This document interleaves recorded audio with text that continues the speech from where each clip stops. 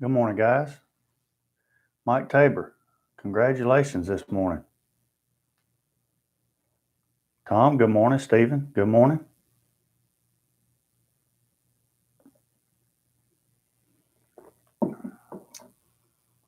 Hope you guys are doing good this morning.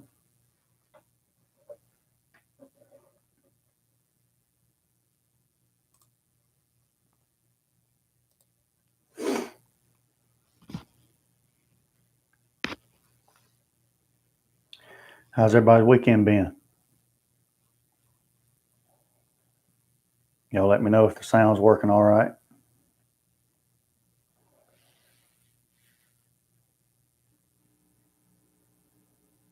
We'll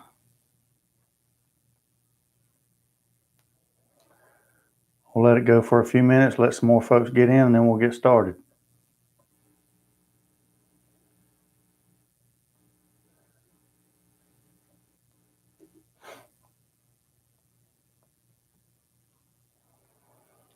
Tom, how's your weekend been?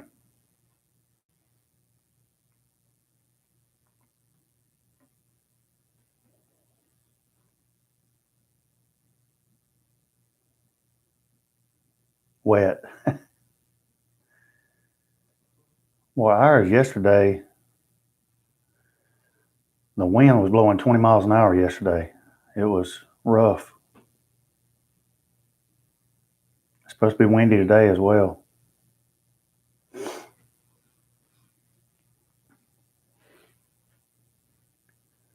And we had bad weather Friday. We had tornado warnings and wind and rain and all that stuff. It was pretty rough Friday.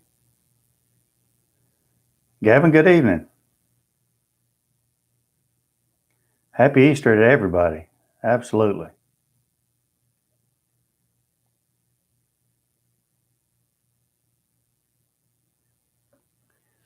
Happy Easter to everybody. That's the first thing that we're going to talk about for a minute.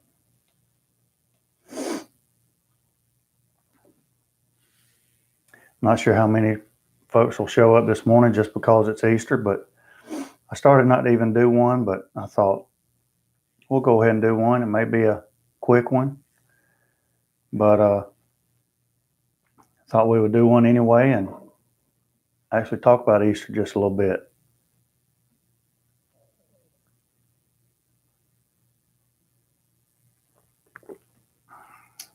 Waking up with a little iron bean coffee this morning. A little cast iron. About out. Let's go ahead and get started. First of all, like Gavin, Tom have already said, happy Easter. What a great day. It's going to be a great day. Easter is one of those days to me that is kind of like Veterans Day or Memorial Day or, the 4th of July, Independence Day. We should celebrate those days every day. Every day should be Veterans Day. Every day should be Memorial Day and Independence Day. We should be happy all the time, every day about our independence. But we should also remember every day should be Easter as far as remembering. Anyway, as far as being appreciative, as far as appreciating the resurrection and that kind of thing. And so it's funny how we save those occasions for one day out of the year when those occasions should be celebrated every day. Kind of sad how humans do that. And then once that day's gone, nobody remembers it again until that day the next year. We should remember the resurrection every day. Not just on Sundays, not just on Easter, but every day. So, but what a special day, and we're going to celebrate it this afternoon with family and friends with some ham and mac and cheese and all kind of other homemade dishes. So it's going to be a great day. Y'all let me know what y'all are going to do today to celebrate and what you guys might be eating this afternoon. So just wanted to mention that as far as Easter goes, and just remember what it's all about. Kind of like Christmas, you know. Christmas isn't about presents. Christmas is a lot more than just about presents. Ricky, good to have you this morning. Good to see you. Happy Easter. If I don't tell everybody that comes on, just want to say it now. Happy Easter to everybody. All right, on to this past week. This was a busy week and an exciting week for Jus Piddlin BBQ and for myself. It was a great week, an exciting week. Not just because it's Easter, but I'm very blessed and very thankful for many things. First off, let's talk about kind of the mailbag, but it was a huge mailbox this week. Thursday, I believe it was Thursday, I came home and there was a chimp under my carport.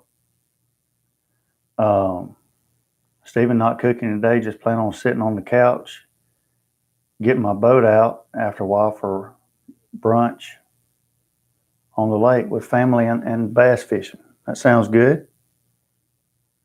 Mike, I appreciate that. Thank you. And happy Easter to you and yours. So there was a chimp under my carport Thursday. Super excited about that. I did a video Friday of and let me say this, it was supposed to be an unboxing video. I was going to do 2 parts. I was going to do an unboxing part 1 and then go over all the features in part 2. Rick, good morning and happy Easter. But that kind of didn't work out. After talking with Mark a little bit, we thought it might be best to just get it out of the box, inspect it, make sure everything was good. That way, if something got damaged during shipping, it wouldn't be revealed during the unboxing part. And so I took it out of the box, and at first I was going to take it out of the box, inspect it, and then put it back in the box. But after taking it out of the box and stuff got thrown everywhere because I was excited about it and everything, there wasn't much left of the box. So the actual taking it out of the box, we didn't film that. But then I told Brandy, you know, if somebody doesn't know how to take a grill out of a box, then they're in more trouble than I can help them with. So I'm going to have to buy some, Mike. I'm going to have to buy some. So I started out with just, you know, the grill put together. And there's really nothing to putting it together. You put on a couple handles, and that's about it. I mean, it pretty much comes assembled, which is awesome. So I did that video Friday after work. And let me say this too. Usually, I don't like doing videos during the week after work because I always feel like I'm rushed, you know. I feel like I've got to rush through it because especially if I'm going to cook for supper, it's getting dark and I just feel like I'm rushed. And Friday, I kind of felt like I was rushed too, and I don't know, I haven't edited the video yet, so I don't know if I'm going to be happy with it or not, but it is what it is right now. It's already filmed. But I hope I did it justice. It is literally a mini version of the Silverbac. The build quality is the same. It's just a smaller Silverbac, really. And some of the features that it has on it are better than the Silverbac that I've got, one of the original Silverbacks. So but I talk about that in the video. So hopefully I'll have it up by this afternoon and post it this afternoon or tomorrow. But really impressed with that.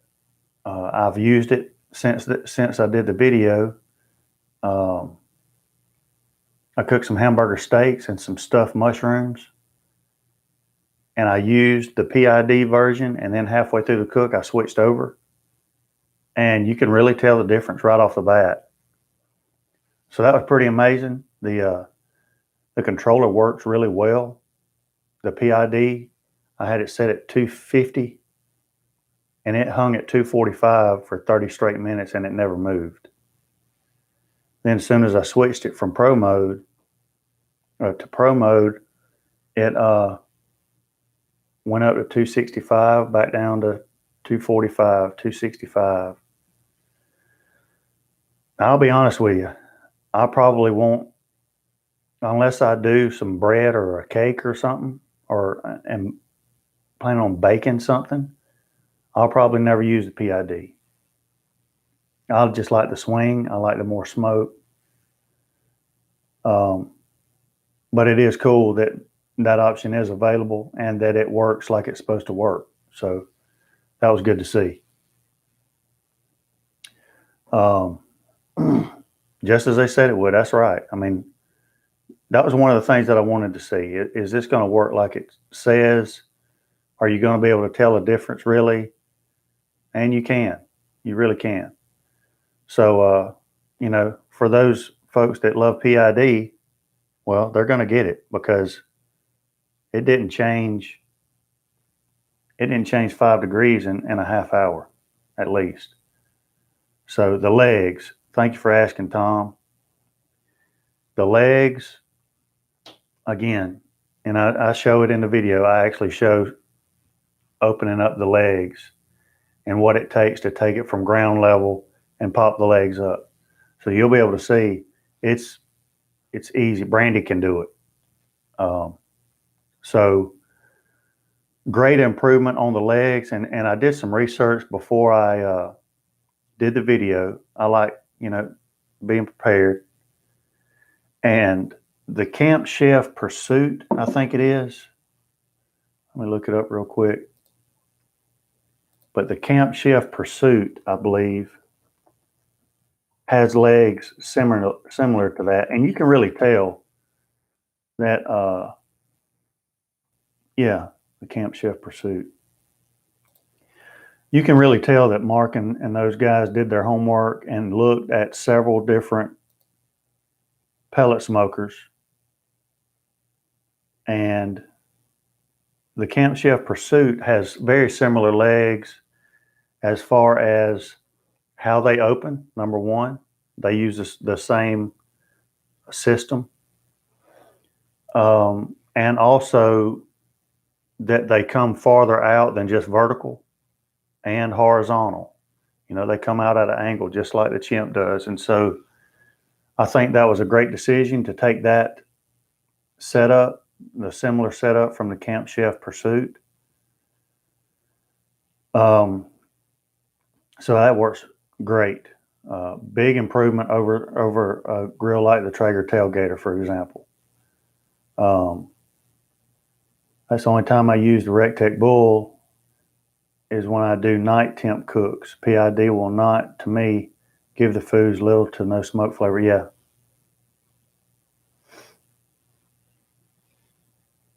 Matt, happy Easter. Good to have you this morning.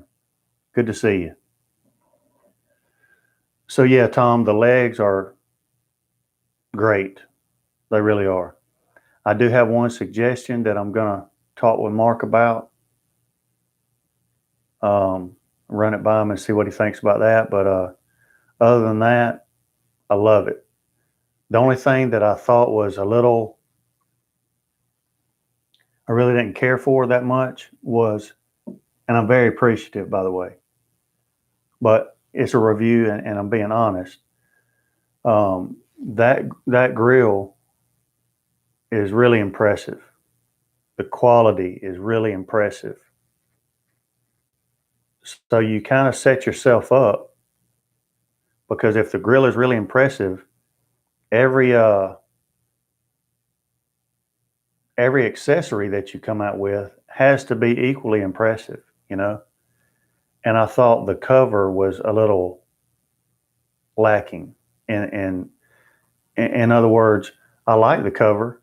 It's got Velcro that kind of tightens it up around it, you know, especially that's going to be especially good when it's like in the back of your truck and it's kind of windy when you're driving down the road.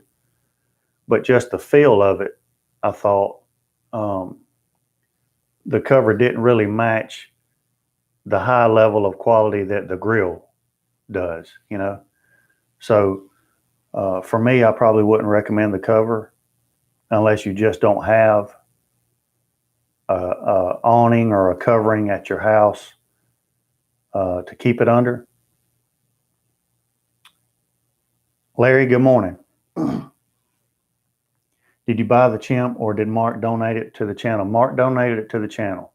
They sent it to me because, you know, Mark said the 1 year review, the 2 year review of the Silverbac, his words were, it's like gold. They've gotten a lot of sales off of those 2 videos alone, just because it shows a real guy with a Silverbac in his real backyard and using it regularly, weekly, and how it's lasted. And so that video has really got a lot of traction for him. And so I think, you know, he thought with me putting it on my channel that it would do the same for the chimp. So I really appreciate that from Mark Graham and Grilla Grills. I'm humbled that they have noticed my channel and that they think that, you know, it has the possibility of helping their business. So very appreciative of that. And that's what I'm going to try to do, Mike. You know, that's what I'm going to try to do. Good morning, Rhonda. Happy Easter. Happy Easter. Hope you and Mike have a great day. So yeah, they sent it to me and wanted me to do a review on it and all that stuff. And so I hope that I'm going to do them justice by doing the reviews and cooks. I'll probably do a cooked sometime this week on it and video it and put it on my channel. I did use it this weekend. I cooked some hamburger steaks and stuffed mushrooms on it, and it did outstanding. The hamburger steaks turned out great, really good. So, I mean, it cooks well, you know, as it should. It's just like the Silverbac. So, anyway, I'll try to get that video out this afternoon or tomorrow. Today being Easter, I'm not sure if I'll get it out today, but I'll get it at least edited today. Julius, good morning. Good to see you this morning. Matt, I appreciate that. Those videos are what steered me to the Silverbac. Thank you, Matt. And you know, I'm glad that those have been a help to a lot of people. I still got a couple of emails this week from people that had seen the video and they just bought their first Grilla Grills. So that was pretty cool.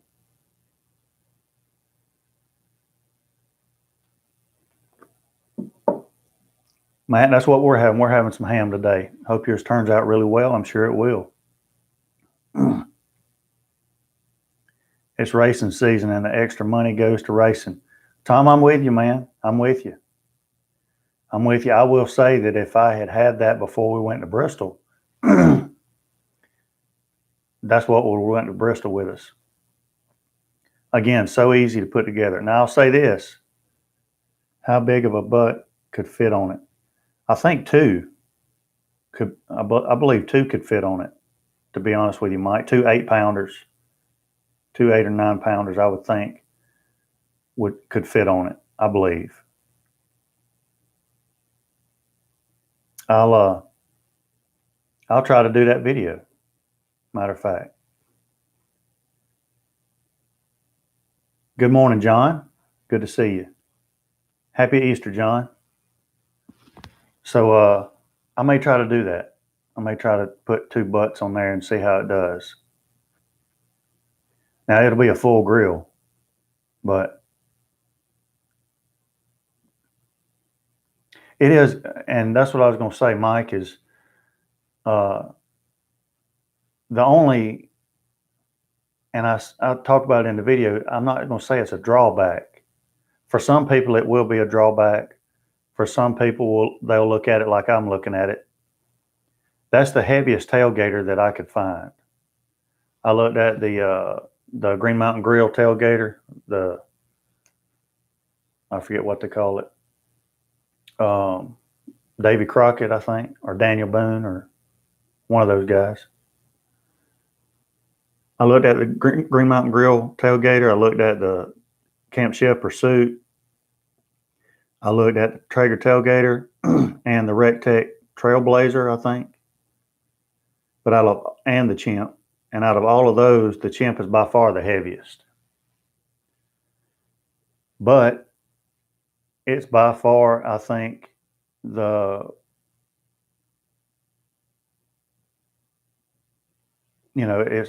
really well built. And so, there's a trade-off there. Like I was saying in the video, you put that thing, and, I've experienced this a little bit. You put that thing in the bed of your truck, you're going camping, you got other stuff in the bed of your truck, you want to strap everything down with a ratchet strap, and you go to ratcheting that thing down. The last thing you want to see is the lid of your grill starting to buckle. You're not going to have to worry about that with this thing. And that's my point is, for 8 more pounds, I would rather it be stronger and more well built than a grill that's some of these tailgaters are in the 60-pound range, 60, 70-pound range, So you're talking about 20 more pounds basically of steel. So, and stainless steel at that. So, I think it's a good trade-off in my opinion. A little more weight for a little more steel, especially if it's stainless steel and it's going to be outdoors. So I'll take that. Will a brisket fit?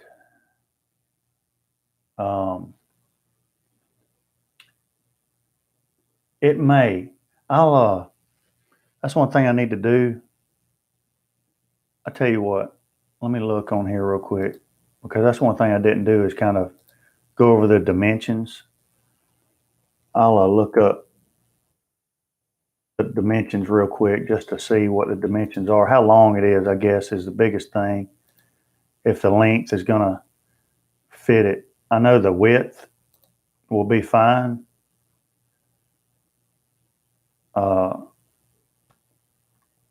Let me look right here real quick.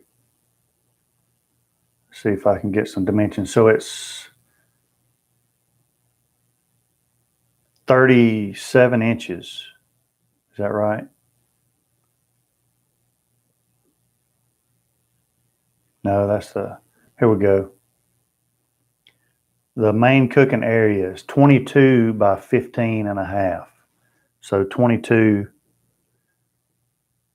I think it would probably fit a small one. A small brisket might fit. Definitely a good brisket flat would fit, or a brisket point. A full packer, it might be pushing it to find a good full packer that's gonna fit in there. It would be a really small one, but definitely a nice flat. How are you liking the KJ Classic 2? Stephen, thank you for asking about that. I'm going to talk about that in just a minute too. Thank you, Grilla Grills. I was one who bought my griller because of you. Thank you, Sandy, with the Chimp. Couldn't have been given to a better. Man, I appreciate that, Rick. Thank you, man. And I'm sure later on down the road, I'll probably do a Chimp video as far as how's it lasted and how has it done over, some tailgating, camping type excursions. But I'm glad that that's helped some folks. I appreciate that comment, Rick. So Matt's already seen some folks using it with a brisket. And you know, Mike, which I'm one that, you know, usually like out there in the wood shop, if I build something, usually it's built with overkill, you know, something that you could use 1x4s on. I'll use 2x6s on just because it's got to be better if it's stronger, right? So I agree with you. I mean, you know, again, when you're spending that money, and one thing I'll say is the Chimp was, as far as those 5 tailgaters, the Chimp was the second most expensive, behind the Rectech Trailblazer. But again, when you grab it, when you knock on it, it doesn't sound like a tin can. And with all the specific details that have been included with it, I think you're getting your money's worth. So you're not going to have to replace it in 5 years. Let me put it that way.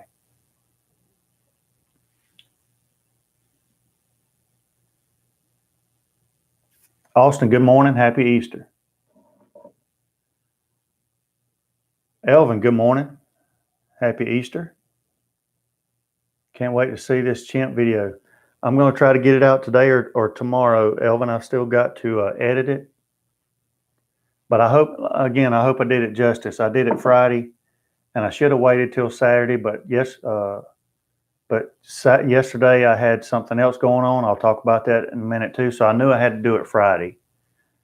And, you know, I always feel like I'm rushed when I try to do a video after work because I get home late and I'm trying to piece it together and get everything started. And the weather was awful. It was storming outside. The wind was blowing 25 miles an hour. So we had to do the actual video in here. So we moved all this table and all this stuff out of the way and just set it up right here. And this is where we did the video for the Chimp. I hated it, but you would have never been able to hear me out there in that wind. So we had to do what we had to do. But I hope it turns out pretty good.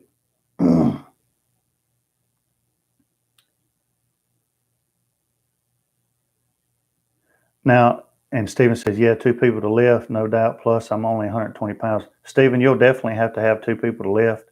But when I was taking it back outside, when I got it to the door that goes to the back porch, I mean, it's got a handle on one end and a handle on the other end. And so I was able to just pick it up and set it outside. So one person can definitely pick it up. One person could definitely pick it up and put it in the back of a bed of a truck. You just better take you a deep breath before you pick it up. But it's not something that one person can't move. It's not quite that heavy. Robert, happy Easter. Happy Easter. Rick Robinson, why only 2-year warranty?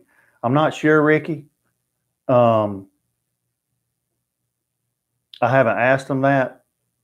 I'm assuming, and first off, let me say, I think that's pretty common for most tailgaters, or at least I think most tailgaters have a smaller warranty than that same company's bigger grills for some reason. I think one reason is because it's going to be transported back and forth to places. It's going to be out in the weather more. It's going to be strapped down with ratchet straps. It's going to be moved around and under RVs and stuff like that. So it's probably going to take some more abuse, I would think. So that might be one reason. I don't know that because I haven't asked them that. But if I talk to Mark, I'll try to have that conversation and kind of see what that rationale is. But I can tell you this. I think the components are the same or better than what I have on my original Silverbac. And even without the stainless steel stuff, I don't have any stainless steel on the internals of my Silverbac. And 2.5 years later, it's still the same ones. It's still the same hot rod. So I don't see any problems going on with the that chimp because everything inside of it is stainless steel. The electronics are equal to or better than what I have in my Silverbac. So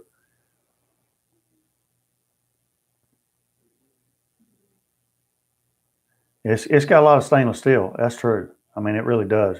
The drip pan and the flame deflector, heat shield, whatever you want to call it. I mean, they were like a mirror. I mean, I could really hold it up and see myself in it. It was beautiful.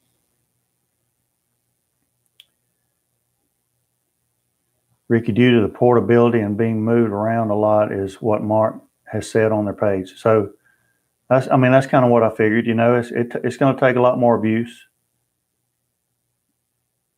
Yeah, you're right. Stephen, all you need is 2 handles and we can pick you up and tote you. I think I'm going to sell my Traeger Tailgater and get a chimp. Well, Austin, I have too. And again, like this year, I took the Traeger Tailgater to Bristol and it did outstanding. I mean, it was a workhorse. We cooked on it. We probably cooked on it 8 times. Everything from steaks, burgers, sausage. What else did we cook? Pork tenderloins, sausage several times, burgers several times. I mean, it did great. But number one, the legs are a nightmare. They're a nightmare. Number two, you know, it's just not as sturdy, well built. The construction is not there, and then some other stuff. But as far as it actually, once you get it there, once you get it set up, it cooks great. And you know, Austin, you obviously you know, but the chimp is going to be so much more user friendly as far as getting it somewhere and setting it up. And then the features, the details that they've included with it is going to make it easier to use, probably more durable. No doubt more durable. So, you know, I'm with you on that, Austin. Happy Easter, Jace.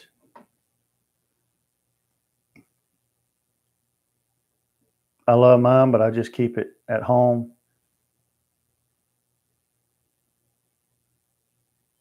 Been wanting a grill, and the chimp looks like it would be great for the price point. You know, and Austin, matter of fact, in that Traeger Tailgater review video that I did, you can see that I've got it on a cart, like a plastic cart, and that's where I kept mine. Number one, because I didn't want to have to extend and retract those legs, and number two, it's really low, and this chimp, when the legs are extended, is the highest one out of all those 5. And so, you know, like the Tailgater, you go to flipping burgers all day on it, you know, camping or at a park or something. Your back's going to be hurting by the end of the day because you're having to bend over down there trying to flip burgers. The chimp is several inches higher as far as the cooking surface after the legs are extended. So I think that was a plus as well. That was a good decision.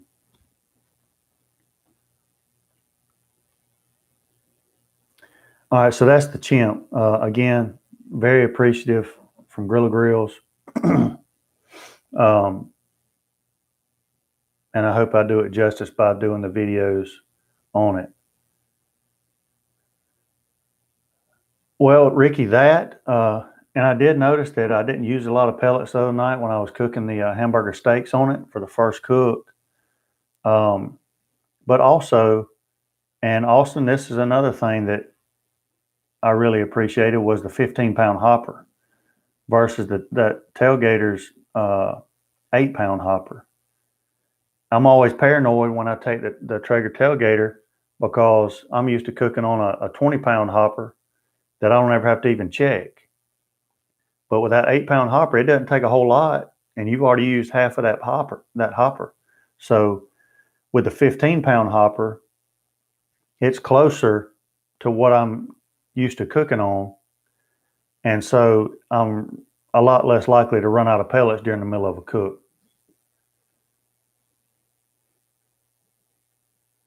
Yeah, yeah.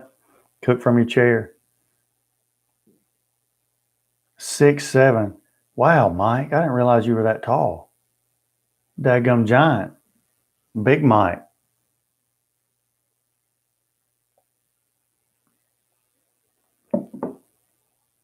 Anyway, guys, that's the chimp. Something else that's exciting.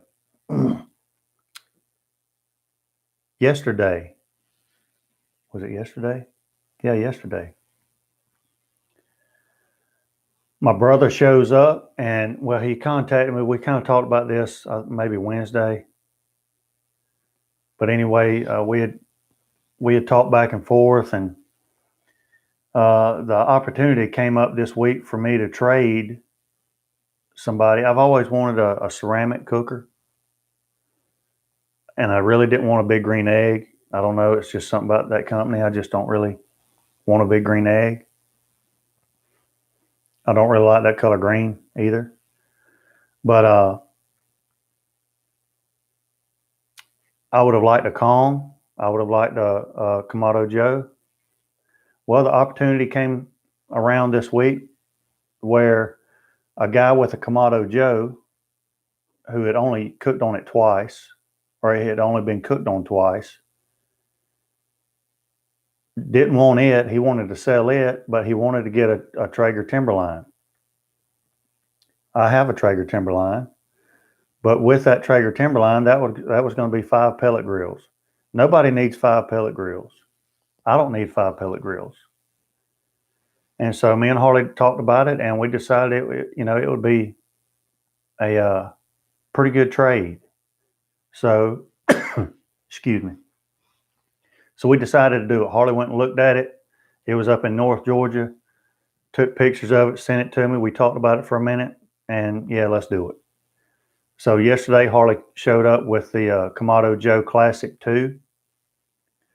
Only been cooked on twice.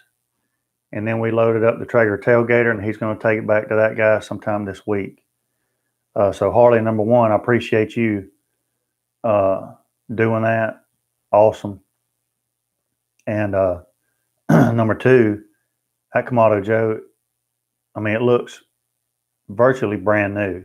I posted some pictures of it on Instagram for you guys to see if you have Instagram. And then I didn't have anything to cook on it yesterday. I didn't have anything thought out, but I went out there and fired it up anyway. And they included a whole bag of rockwood charcoal. So I threw some charcoal in there, started it up, and after it got to about 225 or so, I started knocking down the damper. And in 15 minutes, I had it dialed in to 310, and it stayed at 310 for a half hour, 45 minutes, just going.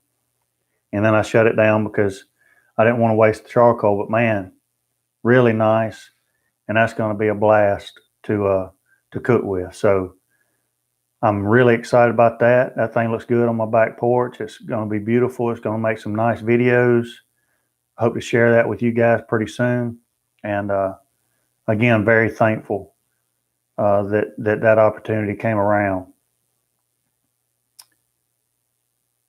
John, good morning. Happy Easter.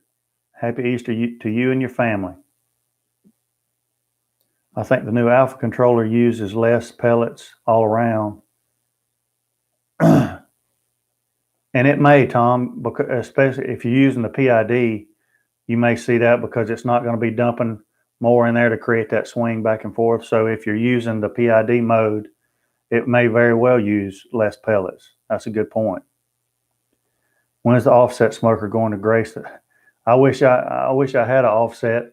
And to be fair, I did have an offer this week from a subscriber, with the possibility of purchasing his 48-inch Lang offset smoker. But with the Chimp coming, with the Kamado Joe coming, and that kind of thing, I just didn't think it was the right timing. But if any of you are out there in the market for a 48-inch offset smoker, you can look it up online.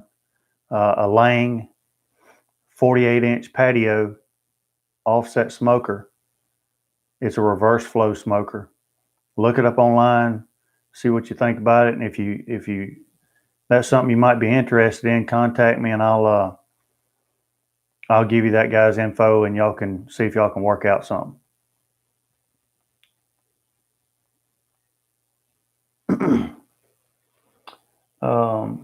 Smaller hopper size is my issue with Traeger. Mine is fixed leg tailgater. Yeah, that again, I'm always worried about running out of pellets during a cook on that thing because, you're camping, you're tailgating, whatever. You get out there, you start playing cornhole, you start talking to your buddies, all that stuff, and then all of a sudden you're out of pellets. Got to fire mine up for the first time last Sunday, and it's a good cooker. Awesome, Stephen. And it didn't fall off the truck. I was very impressed. Harley really strapped it down, and it got here in one piece. That's the first thing I said. I can't believe it made it in one piece. But yeah, he did a great job. And again, Harley, I really appreciate it, man.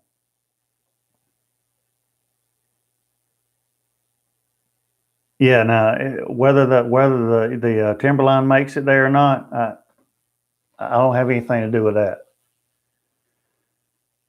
In pro mode as well, but that could be due to warmer temps outside. Yeah.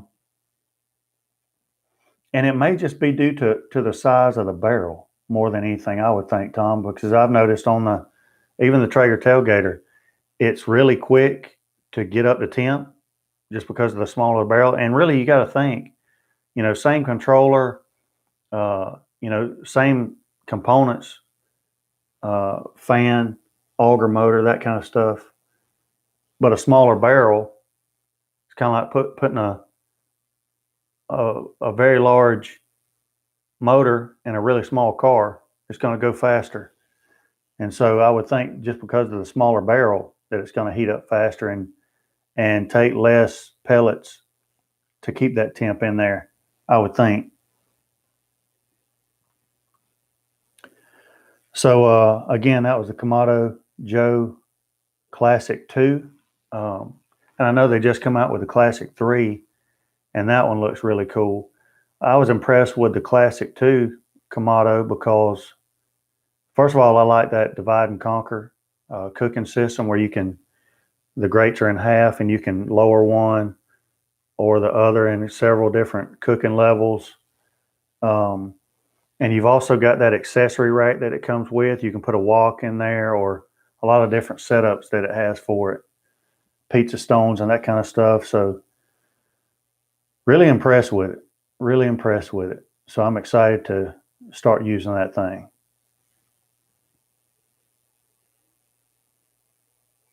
I reached out to Eddie Hanks for tips on using my KJ. Yeah, he's been on here several times lately, and well, me and Eddie talked off and on just about all day yesterday, just about different stuff, and he's a really knowledgeable guy, very experienced guy. I think most people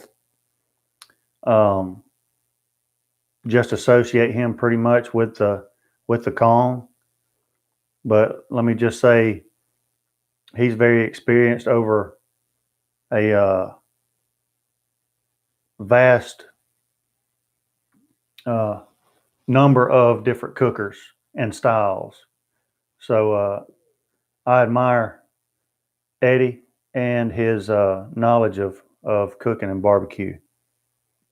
And he's a good resource.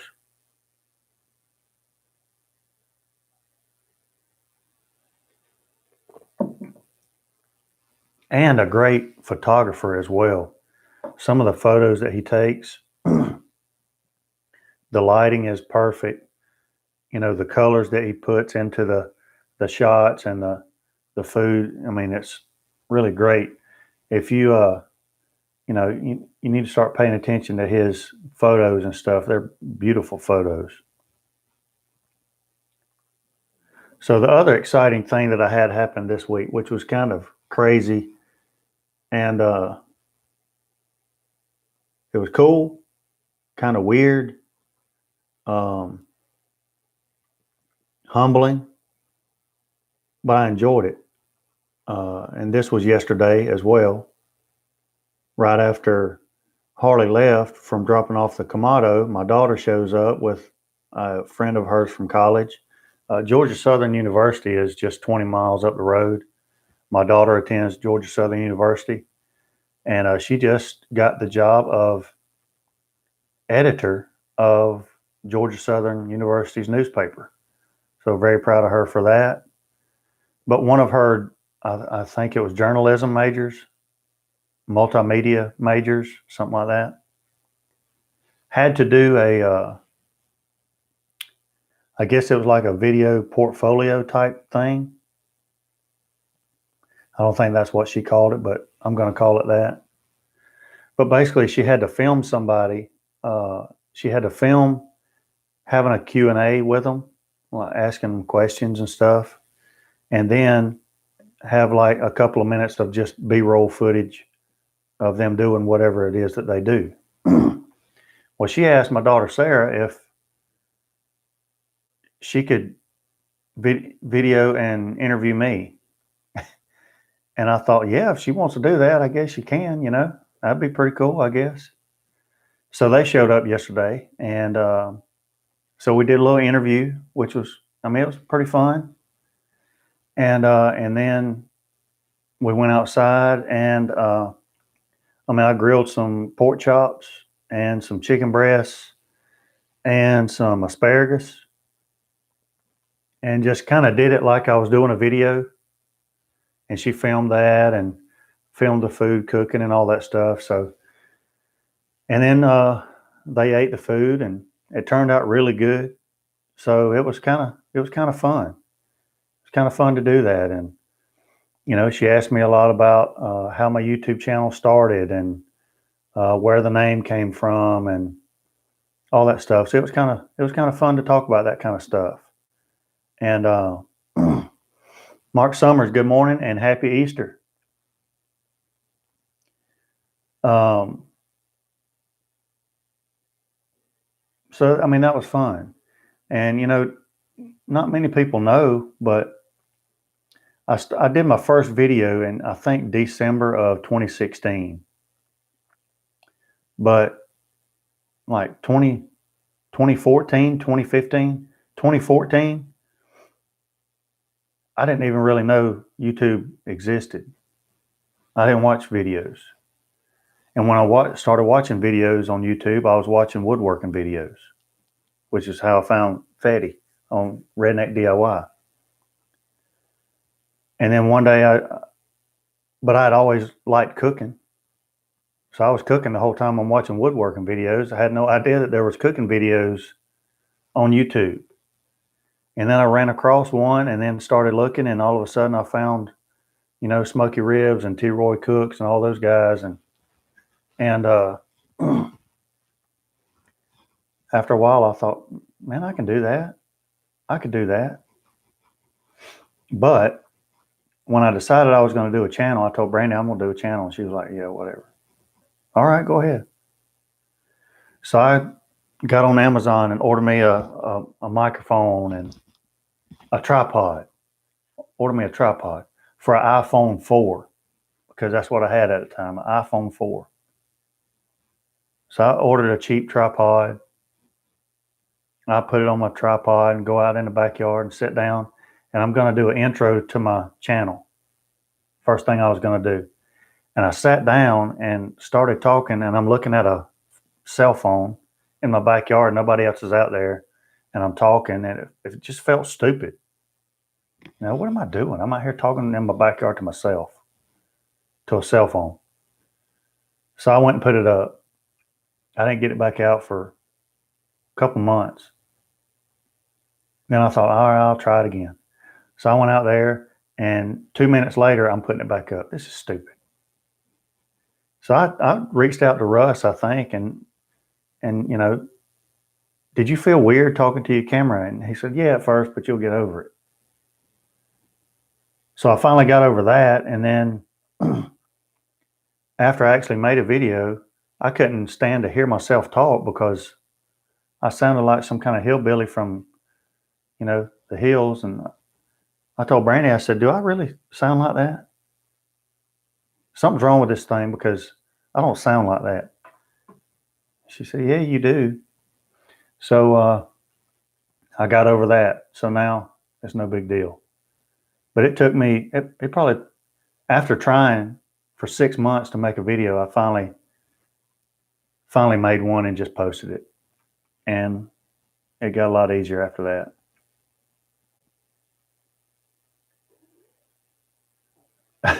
No, not big time yet, Mike. Not big time. But I am growing.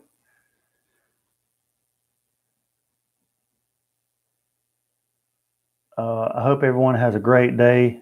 Got to get around and get my training run in for the day. Matt, proud of you, man. Have a good run. Have a fantastic Easter. Did Brandy say the neighbors are going to see you? You know, well, first of all, the neighbor on that side over there is my sister-in-law. And she's been over here while I'm doing videos or something. I've tried to sneak her in there a couple of times, but she's, you know, covering her face up. And then this guy over here, there's kind of a lot in between us and the neighbor over there. So, and there's nobody behind us. So I'm not really worried about that, but it's just the thought of, you know, I'm sitting in the backyard by myself talking to nobody. But actually, I'm talking to you guys. So I feel better now. You've seen my videos. Stephen, I didn't even notice an accent, buddy. I didn't even notice an accent. I feel your pain. I sound like that. And it, you know how people say a camera adds 10 pounds or something? Well, I think the camera makes your accent worse. Maybe you just don't hear it the way it really sounds. I don't know. I try not to listen to it now. I don't know. So that was the Georgia Southern thing from yesterday, and that was pretty fun. I think I think her name was Delaney. I think she enjoyed it, and it was great to see my daughter yesterday. They got to eat some good food, and both of them raved about the food. It turned out really good. And let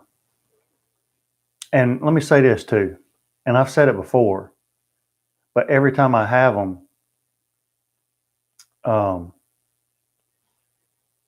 it just justifies what I said before. Again, the pork chops that I cooked yesterday were from Butcher Box, and the chicken breasts. And again, the chicken breasts were about the size of my phone. They weren't the jumbo dinosaur chicken breasts. They were real chicken breasts, not pumped with steroids, not pumped with anything. They were just chicken breasts, normal chicken breasts. Great flavor. But I also had the pork chops, boneless pork chops, but I mean, they're that thick. And one side has a really good little fat cap on it. It's really center cut pork chops. But it's all, I want to say it's all Berkshire pork. It's all from the same line of pig from Butcher Box. And man, they are awesome. I mean, great flavor, great tenderness, great juice, just great flavor. And every time I get them, I'm excited because I know they're going to be great. It's probably one of the best things that I've gotten from Butcher Box are those pork chops. They turned out really good. I used some of the original Killer Hogs barbecue sauce on those. Turned out great. Asparagus turned out great. I usually put asparagus in a Ziploc bag and put some Worcestershire in there, a little bit of garlic, and a little bit of that ground Parmesan cheese out of the little plastic container in there and shake it up and then put it on the grill. Well, I didn't have any Worcestershire yesterday. So I just drizzled some of that Killer Hogs barbecue sauce in there instead. And man, it turned out great. So I may start using that from now on. So yesterday was a great day. Kamado Joe, my daughter came over. We did that little interview and all that stuff. That was pretty fun.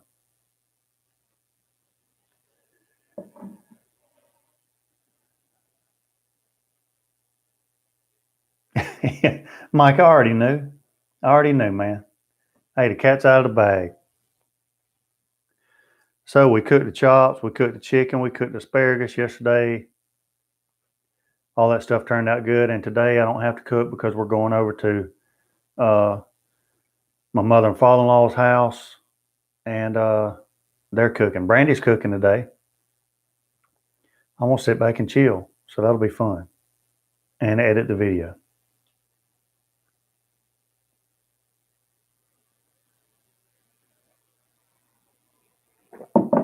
All right, quick question for you guys.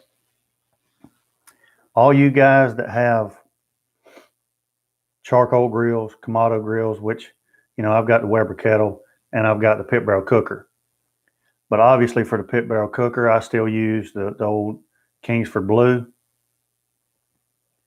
Pretty much the same for the Weber kettle.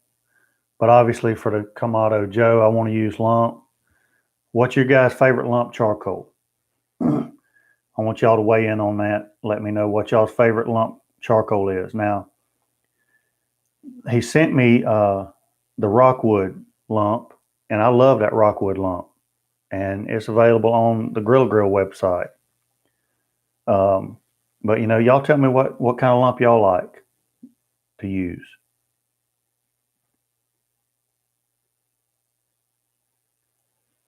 Just a little coffee this morning, Austin. I hear you. Yeah, it was a proud moment. Appreciate that, Gavin. Gavin, what you been cooking here lately? I know you've been cooking something.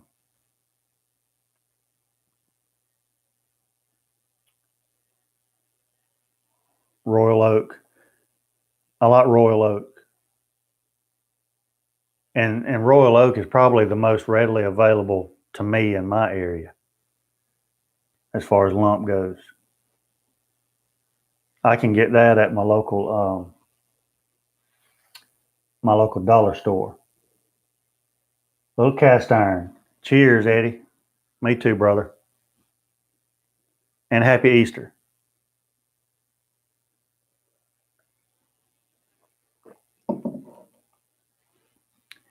Eddie, we talked about the meaning of the day right at the beginning of the live stream. We talked about that a little bit, about Easter. Usually I get my lump from South Texas, just pure lump mesquite wood. That's awesome, Austin. Awesome, Austin. Royal Oak. Andy says rockwood. Eddie, we're talking about what your favorite lump charcoal is. Brisket with a coffee rub and turkey tenderloins today on the Traeger Tailgater. Awesome, Jace. Awesome. That's going to be a full tailgater there, brother. Rhonda's drinking a little Integrity this morning. I hear you. That Integrity is some good stuff too. Got to be careful on the old Integrity. You put one more spoonful in there than it's supposed to be, and it'll peel your eyebrows back. I just tried the Kamado Joe lump, big chunks. Most of the time, Cowboy lump, smaller pieces though. And I was looking at the Kamado Joe lump, thinking about trying it.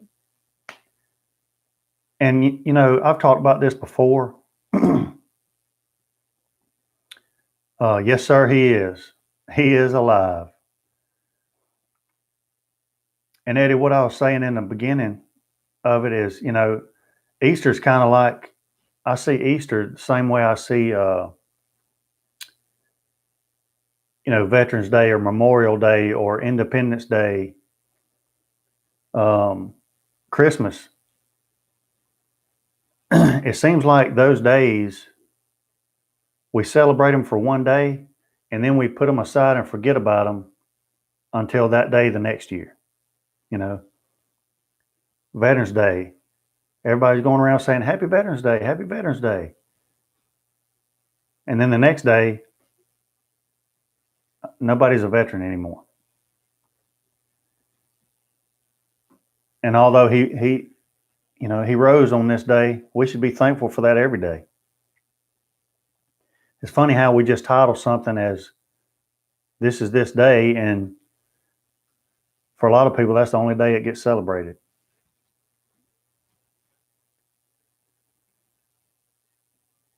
I can recall hating asparagus as a kid. Me too. Me too. And now I love it. Dear old mom probably steamed the crap out of it. That's true. Yeah. Have you seen the Kings for charcoal infused with real wood? We tried the hickory and mesquite, and it was really good. I haven't seen that, Austin, but again, in my area, we're I think the southeast Georgia area is just isolated from the rest of the world. It usually takes about 5 years for something to catch up to us here. Mike Tabor, have a great day. Have a great Easter, the rest of your weekend, and have a great week coming up. Mike, I hope to see you Wednesday night, brother. Well, the girlfriend is up. It's been a good talk, guys. See you next time. Have a good one, Elvin. Saw a video where Scott Martin was using his Traeger Tailgater on his boat. I saw that too. I saw that too. Your accent sounds a little weird this way. Well, it sounds weird to me. Sounds weird to me. But anyway, you know, y'all have heard me talk about like pellet flavors before or pellet brands before. And I'm just one of those guys that once I find something I like to stick to it. So for me, you know, and because of the availability, I have to be honest. The only pellets that I use are Grilla Grill brand and Traeger brand. And the biggest reason is because I've had success with them. I've had zero problems with them. And I know they work. And I know that they produce good flavors. And so those are the only ones I use. Also, the Traeger pellets, I have access to Traeger pellets, obviously. And so, but again, I've had no problems with either one of them. The results are good. I have tried others. I've tried Barbecuer's Delight. They were great. I've tried Lumberjack. They were good, but I just felt like they left too much ash in the bottom of my pellet smoker. So I just went back to what I felt comfortable with, and that's pretty much what I stay with. So as far as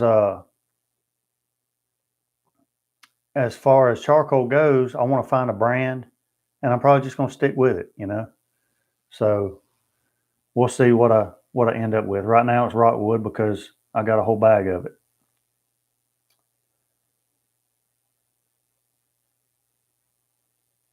I'm out in the middle of the sand hills, but we found it at a good old Walmart. I hear you. Now that you got the KJ, what you using for fire starters? Eddie, that's a good question too. And here's a question, Eddie, for you. See what you think about it. Me and Holly talked about it yesterday. And I have looked it up as far as other people's opinions. And it's just like opinions that you ask any barbecue guy for anything else. They're going to be from one end of the spectrum to the other. But here in South Georgia, and especially for me, I've got a whole huge little shed of it out there. Fat lighter is readily available here. Now, I understand that fat lighter has a high resin content to it, but it is also all natural. But when I say fat lighter, I'm not talking about throwing in a whole log of fat lighter. I'm talking about, because I have a miter saw and all that, and this fat lighter is already cut into 2x4s. It was cut at a mill, and they couldn't use it. And I just happened to know the guy, and he asked me if I wanted it, and I said, yeah. Because I use it mostly for my fire pits and sometimes the Watchman Stove if I'm just using it for a fire pit, bonfire. But I could take that miter saw and cut it into little cubes, like little 1-inch cubes, and I could use those.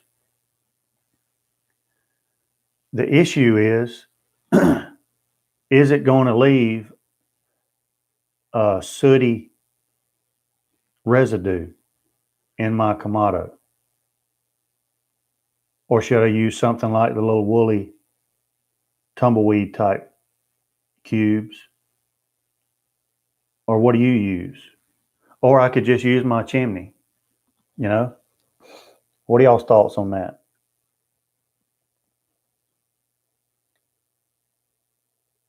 And Eddie, that's my point about the fuel. If you stick, some of these guys, it doesn't matter if it's a Kamado Joe type ceramic. It doesn't matter if it's a pellet grill. It doesn't matter if it's a charcoal grill. You see some of these guys, a pit barrel cooker, Weber kettle, or a pellet smoker, or a ceramic. You see comments all the time, I can't get consistent cooks. I can't do this. I can't do that. But then after talking with them for a little while, well, they've used 10 different brands of pellets. They've used 3 or 4 different brands of whatever was on sale charcoal, So again, you're not going to use, or you're not going to get consistent cooks if you keep jumping around from one fuel source to the other. That's a great point. And I agree with you 100%, which is why I just stick with what I use. Yeah, he uses the wax cubes. And that's a possibility too. I'm leaning towards, if I use one, probably the little tumbleweed looking deals. But the reason why I said the fat lighter is because it is all natural, but number 2, because I've got so much of it. I mean, I've literally got probably 100 pounds of it out there in 2x4 form. And when you go searching these fire starters, they're not cheap, 50 of them are $20, something like that. And if you're going to cook on it pretty consistently, those don't last very long. So, the only reason why I'm considering that is because I got a lot of free out there, but free's not always best. So, which is why, when I'm buying pellets, it doesn't bother me to pay $17 for a 20-pound bag of pellets. And some other guys paying $7 for a 20-pound bag of pellets. But I know that I'm going to get the same cook that I got yesterday.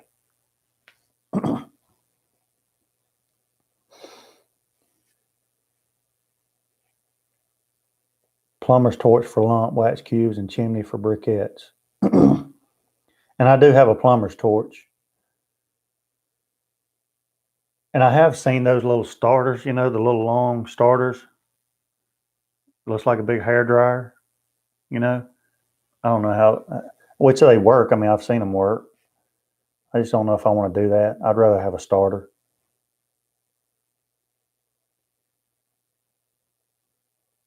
I bet you do have a bunch of them, Austin.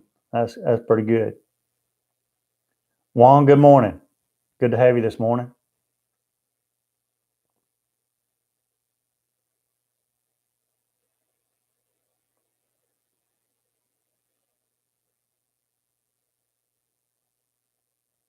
So I'm still debating on the fire starter deal.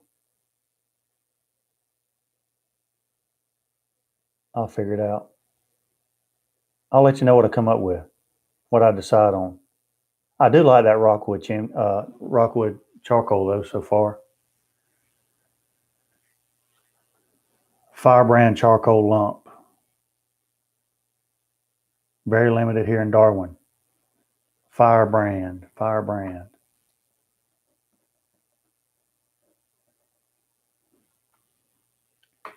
Tango Joe, good morning and happy Easter. Tango uses a weed burner for my stick burner and a chimney for coals.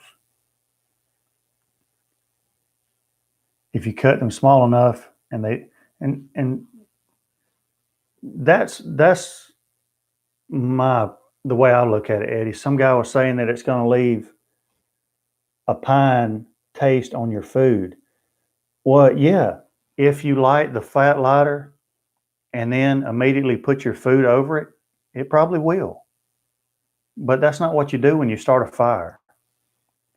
You're going to let those coals take, and by the time those coals take and you get your temperature dialed in and all that, the fat lighter's burned and gone, is the way I see it.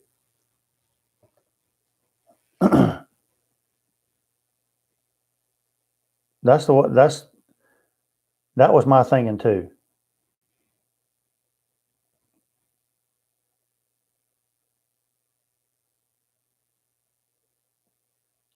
Tango used some fat wood before. Thought the soot was a bit much, and when you do start it, it does have a pretty good black smoke. But if you let that Kamado lid open for a little bit, I think it'll clear right out. So, and again, I'm talking about maybe half-inch, three-quarter-inch cubes. I think I can probably do on my miter saw and just cut them up. I could have a big old box of them. And Harley, I asked my brother about it, and he said he uses them and hadn't had any issues. Has never tasted the that pine flavor and all that. So I may try it and see what happens. Electric coil starter is good. I've seen those too, Ricky. Yeah, good stuff. Have not tried a coil starter. How long does it take to light the coals up? That's a good question, Tango. I think those hair dryer type deals that blows the hot air, I think they take about 2 minutes, 2 or 3 minutes, I think. But I'm just not into that. Me, I just like the natural. And I'm being honest, here's the other reason why I like the fat lighter deal is because as a little kid, I saw my daddy use that so much, starting fires and stuff. And, you know, we'd go out into the woods and collect fat lighter for a while for fires and fire starting and all that stuff. And so, it's just kind of back to what you used to use as a little kid, So I just kind of like that concept. I like natural. I like lighting it and with natural wood and it's doing its thing,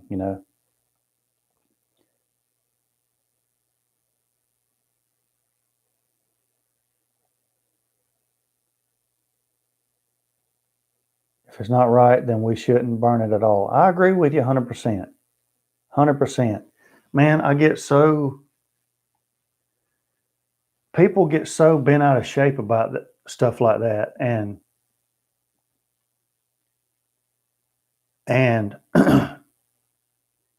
opinionated, and it's like they hear something and they just go with it without thinking about it, without using common sense, and just thinking about it. You know, I love the smell of it too. I've built a couple of different furniture things out of it. I think I showed you guys the other day. I'm gonna go right here and get this thing, and I'll show it to you.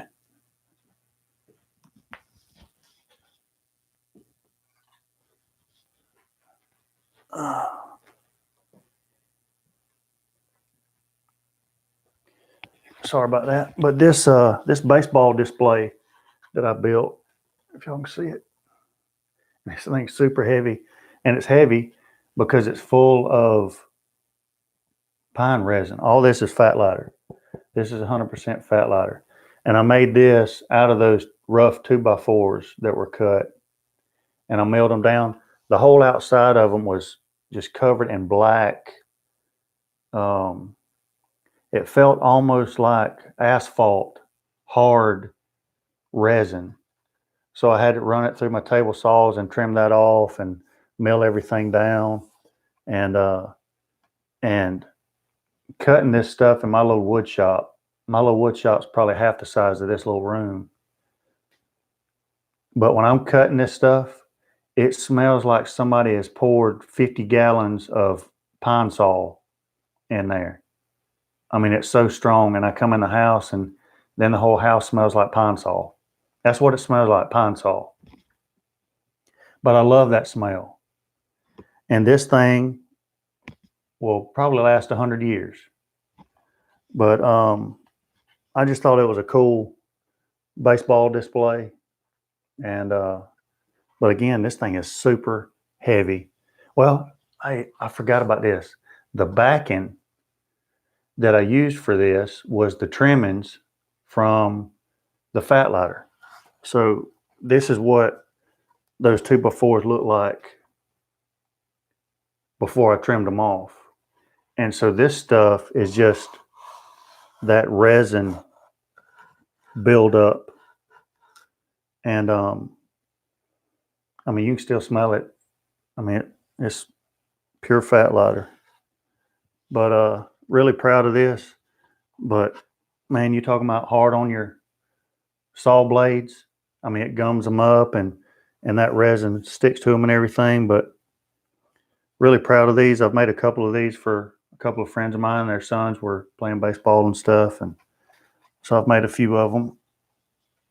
But yeah, I love the smell of that fat lighter.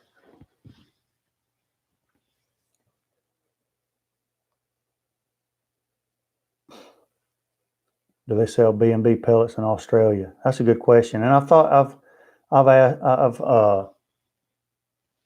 kind of wanted to try some B&B. I've never tried B&B pellets, or I did see the other day in Walmart they had some B&B regular charcoal briquettes, but I may just stick with the rockwood. I don't know.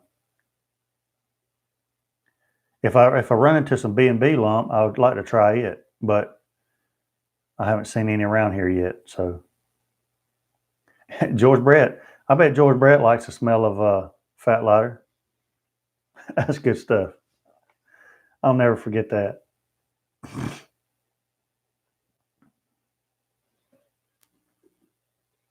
I've made a few more things with that fat lighter stuff, but it's been smaller stuff. Cutting those miters and getting them to match up with that fat lighter, because it sometimes that fat lighter will grab that blade and kind of, so your miters don't really match up really well. So and man, you go to try to sand this and it'll gum up that sanding pad like that. I mean, I can't tell you how many sanding pads I went through trying to sand that stuff. Peter, good morning. Happy Easter. Happy Easter. B&B post oak on my beef cooks. It's good for the money. I'd like to try that. I'd like to try that. You know, my mom, when she had her barbecue restaurant, all she used was red oak, you know, natural red oak. And I love the flavor that that imparted. And that was when I did that steak cook on the Watchman Stove, the first one, I used red oak. And man, the flavor in those steaks was great, and it brought back a lot of memories.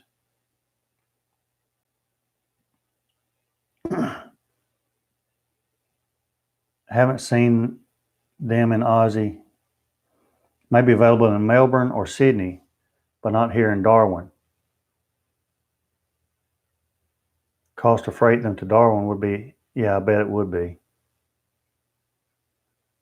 It was tedious. It was tedious work, and it was funny. All these joints, and now this was the first one that I made. So as you can see, I've got little angle brackets on this one, but the other two that I made, there was no hardware at all. And so in each one of these joints, let me turn it right here so you can see. In each one of these joints, there's a dowel that runs through there, through that joint. And so, you know, I'd have to glue it together. And then I had that blue painter's tape, and I'd tape it, all over. And then I'll do the other joint. And so really what happened was I did this whole piece. Well, you can't see that. I did this whole side.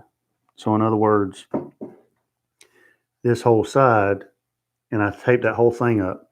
And then I did the other whole side, which was not bad until you come to put the top and bottom cap on. And then you're crossing your fingers hoping everything matches up. So that was difficult. So I used probably 100 yards of blue painter's tape, taping everything up with wood glue and dowels. But I was proud of it when I got through with it because I didn't use any hardware. So that was pretty good. Got a few bags of post oak pellets from B&B. That's interesting. I just don't know if I would want to try that or not. I would hate to buy a 20-pound bag and then not like it. So then what do you do with the rest of it, you know? $30 for a bag of Traeger pellets. Holy cow. Wow, Gavin.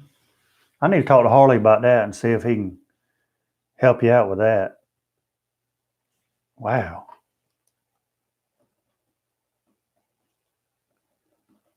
$30 for a bag of pellets. Gavin, let me talk to Harley and see if I can help you out with that any or something.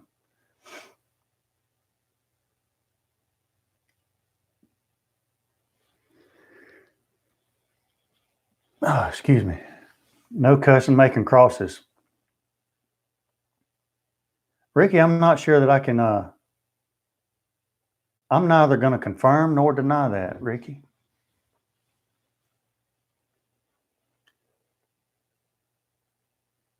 It'll make you strongly consider it, let me tell you that. I'll tell you this.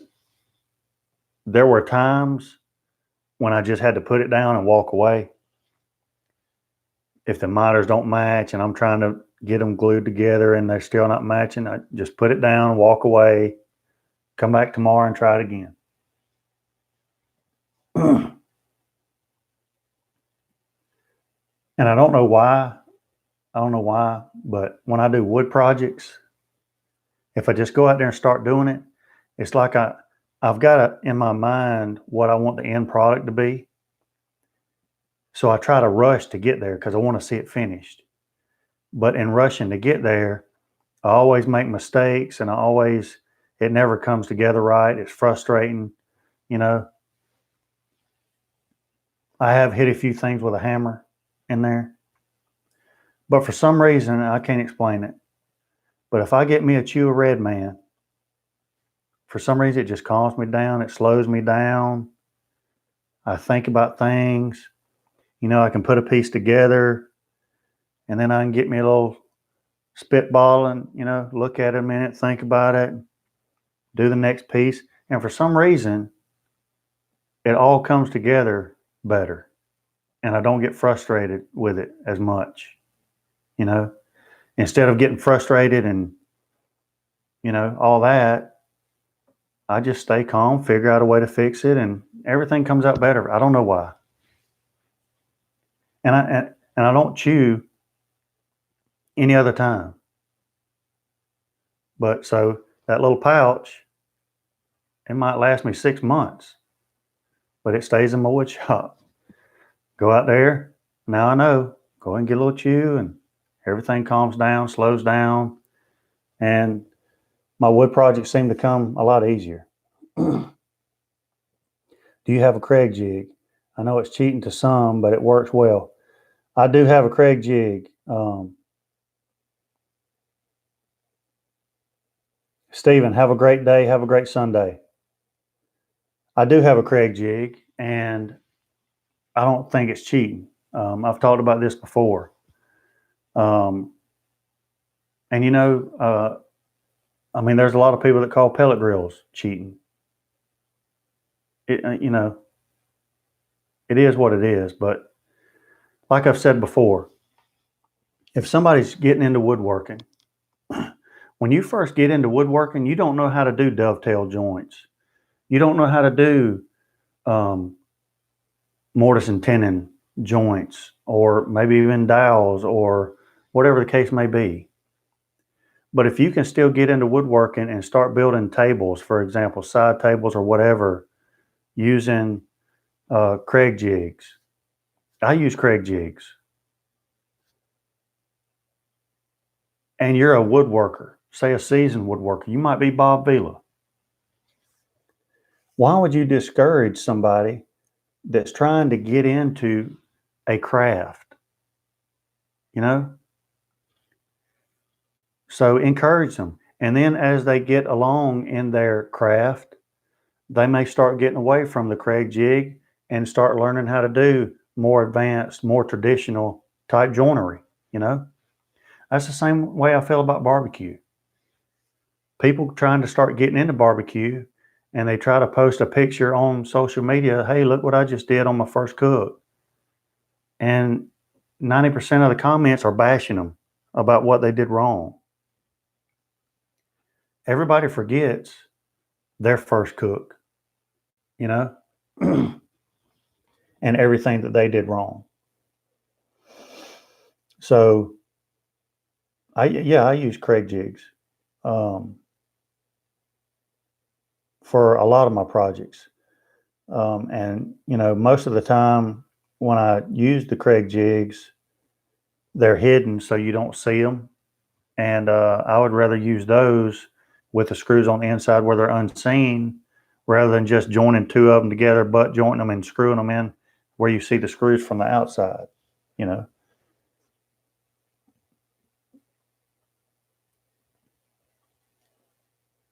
don't see anything wrong with it. If you ain't cheating a little, you ain't trying. That's right. That's exactly right.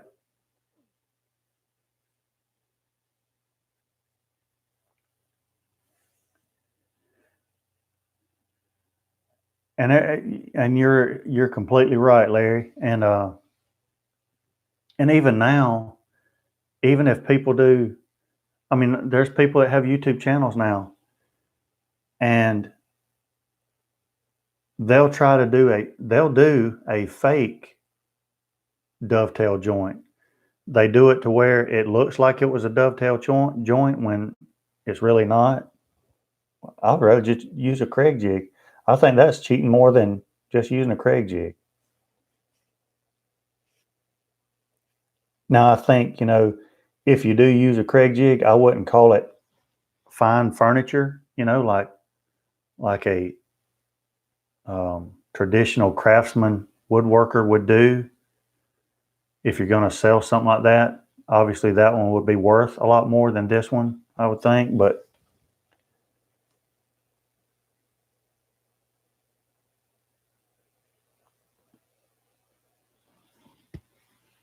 but I don't see anything wrong with it.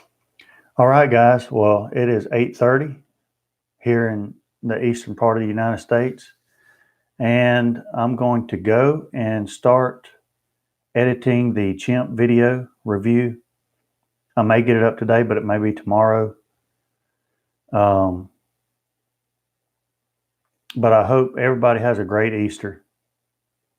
Give thanks. Enjoy friends and family. Eat well today. And I hope everybody has a great upcoming week.